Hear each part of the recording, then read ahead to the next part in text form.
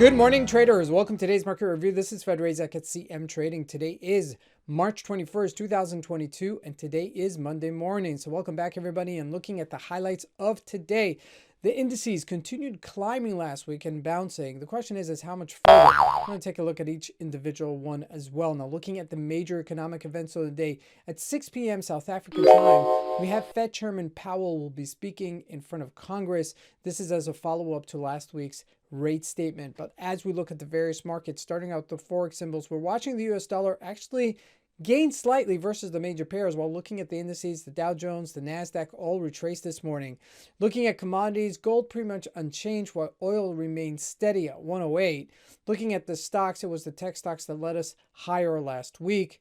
And looking lastly at Bitcoin, steady at 41K. But let's take a look at the markets and see what we can expect from today's trading.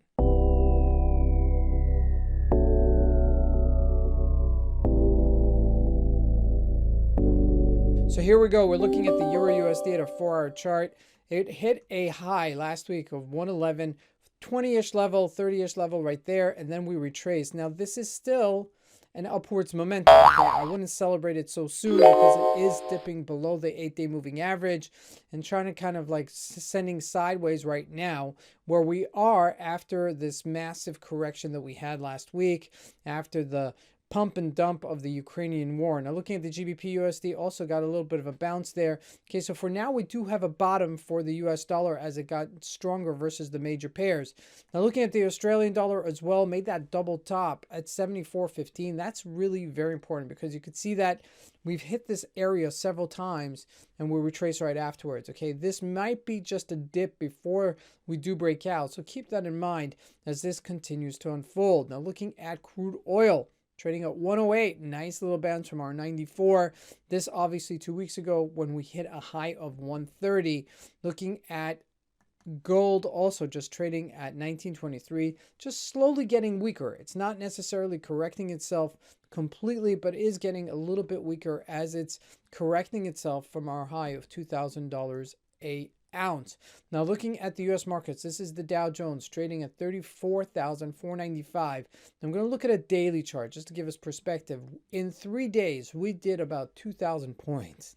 Okay, which is so extreme. The market has been so extreme on the upside, and you can see that much clearer. I do expect a correction here somewhere for it to lead to the 33,700-ish level. Okay, that's where I believe it'll correct itself, so keep that in mind as this continues. Now looking at the NASDAQ, also look at this massive push higher, okay? But the question is whether or not this is sustainable, okay?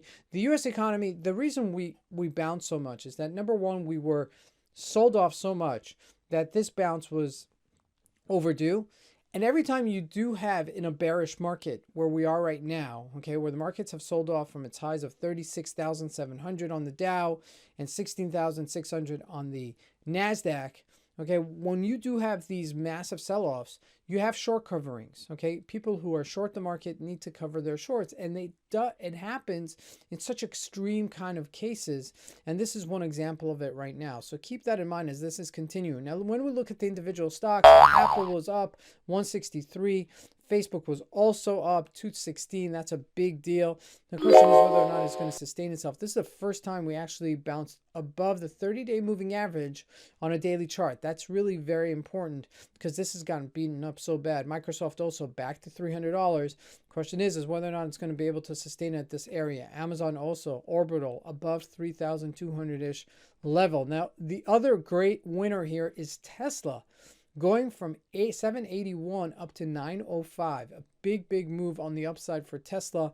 And this is another simple, just, trade the gap up and just go. Okay, very simple kind of environment here when this has been completely very strong. Now looking at JP Morgan, also above $140 a share as well. So we've seen a lot of strength across the markets. Just want to see if it can sustain it, okay? Because, we are heading into somewhat of a regional war with the Russia situation and Ukraine situation. So that's something to consider as well. Now, lastly, looking at Bitcoin, all right? This is where it's at. 41,000. We're trading in a really tight range, okay? I still say a really tight range, because we're just hovering around this 41,000-ish level. At this area, we're not really breaking higher, we're not breaking lower, we're somewhat just static. Okay, this is not a trending market, and it's not really giving us a definitive kind of range. Okay, anywhere above 42,000 would be like a sell. Anywhere below 36,000, 38,000, excuse me, would probably be a buy. But, you know, look at the volume. I mean, it's just got very low all of a sudden. And for something that has been trading quite, you know, in such a wide range between 30,000 and 60,000, all of a sudden it's between 6,000 points. Okay, so that's pretty tight for such a kind of instrument like Bitcoin. So keep that in mind, not to get too aggressive with it, okay, because it's not giving you some sort of clear character as to what it wants to do. This is Fred Razak. We'll wish you guys a great trading day. Thank you.